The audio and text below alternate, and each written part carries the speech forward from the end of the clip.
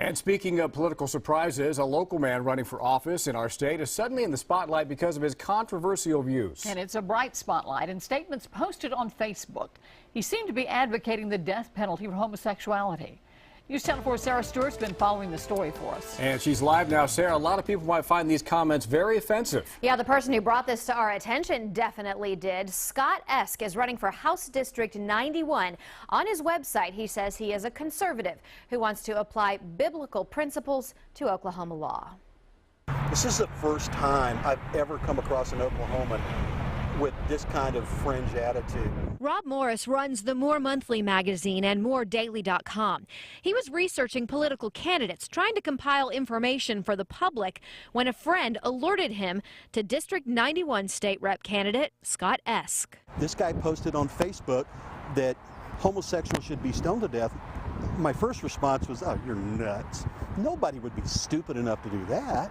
But Morris found those postings from last summer on Facebook. At the time, Esk had commented on the Pope saying, "Who am I to judge on homosexuality?"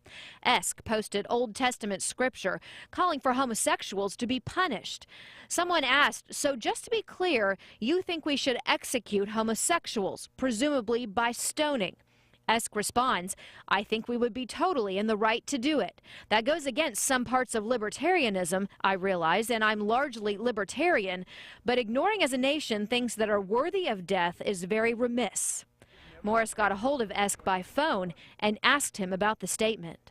What I will tell you right now is that that was done in the Old Testament under a law that came directly from God, and in that time it was totally just. It came directly from God.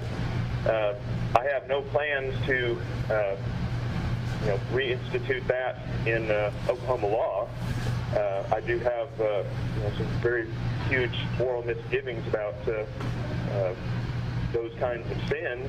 Even people that don't agree with things like gay marriage, nobody wants the death penalty for gays. I mean, that's the most asinine thing. Morris said he feels voters need to know about Esk's extreme views before casting their vote. We tried repeatedly today to get a hold of Scott Esk, called, emailed, even went by his house, but he never returned our messages. Linda.